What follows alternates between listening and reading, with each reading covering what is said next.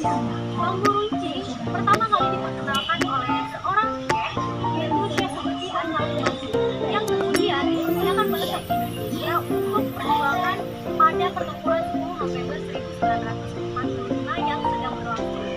Berbicara mengenai bambu runcing, di Provinsi Aceh, lebih tepatnya di Kota Langsa, terdapat sebuah taman bermonumen bambu runcing, yaitu Taman Bambu Runcing, yang merupakan salah satu tempat bersejarah dalam perjalanan sejarah Kota Langsa. Bangsa Jepang begitu ambisius untuk dapat menduduki seluruh penjuru wilayah di Aceh. Hingga akhirnya mereka mendapatkan diri di pantai timur Aceh. Bangsa Jepang pun masuk sampai kota Langsa. Namun ternyata dengan hadirnya bangsa Jepang membuat kepanikan bagi bangsa kolonial, di mana ketiga pimpinan kolonial yang melarikan diri dari Langsa berhasil ditangkap oleh bangsa Jepang. Penangkapan ini dilakukan untuk menghabisi secara habis kekuasaan kolonial yang ada di Langsa. Penangkapan ini dilakukan bersamaan dengan masuknya militer Jepang pada tanggal 12 Maret 1942.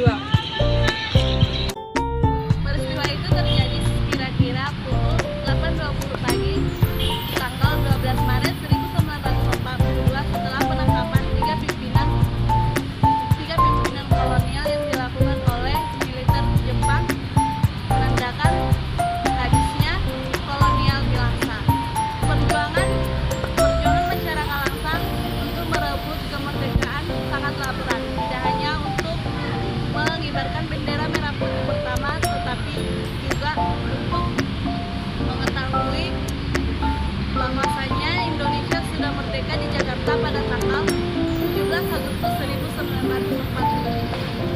September 1945, di mana Pak Ghazali Idris adalah salah satu orang pertama yang menerima informasi tersebut, langsung pergi ke bioskop Daitoa untuk meminta izin kepada pemilik bioskop untuk mengumumkan kemerdekaan Indonesia. Dengan informasi tersebut, masyarakat Langsa sangat bahagia karena mereka bisa langsung mengibarkan bendera merah putih Indonesia dan bisa mengusir Jepang dari kota Langsa. Maka tokoh masyarakat langsung merancang kemerdekaan dan kenaikan bendera sang merah putih di Kota Langsa. Menurut jejak sejarah Langsa, di mana pada tanggal 2 Oktober 1945 bendera Sangsa Merah Putih terkibar, dan di situ juga Langsa menjadi bagian dari Negara Kesatuan Republik Indonesia. Momentum bersejarah itu terjadi di halaman Bambu Runcing. Dari peristiwa pengibaran bendera merah putih pertama di Langsa tersebut melibatkan banyak kalangan yang bahu-membahu. Untuk dapat mewujudkan itu terjadi di sini, penulis ingin menjelaskan tokoh utama dalam pengibaran bendera merah putih tersebut. Terdapat 8 tokoh yang berperan, antara lain Usman Ams, Abdullah Nyak Hussein, Basuki, Ghazali Idris, Usman Nurzadin, Hamid Abdullah, Tengku Ismail Usman, dan Petua Hussein. Dari nama di atas dapat kita ketahui bahwasanya 8 tokoh penting di balik terkibarnya sang merah putih pertama di kota Langsa. Bukan hal mudah bagi 8 tokoh tersebut bisa memerdekakan Langsa, meskipun tidak terjadinya hambatan terlalu besar bagi mereka. Akan tetapi perjuangan mereka sirna begitu saja dikarenakan nama mereka tidak dapat diabadikan di tempat bersejarah tersebut. Di Kitroni, tempat makam tersebut hanya diberi nama Taman Bambu Runcing. Seharusnya ini menjadi pembelajaran bagi kita semua untuk menghargai nilai sejarah yang ada.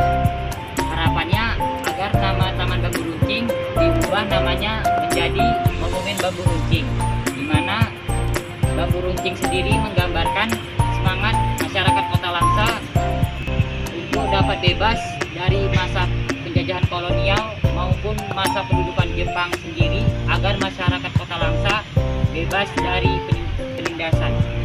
Dalam proses pengibarannya pun turut dihadiri beberapa tokoh pemuda dan dihadiri oleh beberapa rakyat Langsa, yaitu diantaranya Tengku Cik Muhammad Daudsyah, yaitu Kaum Oleh Balang, Usman Nuradin, dan hampir seluruh karyawan kereta api untuk menghadiri proses pengibarannya. Dalam proses pengibaran itu terjadi pada tanggal 2 Oktober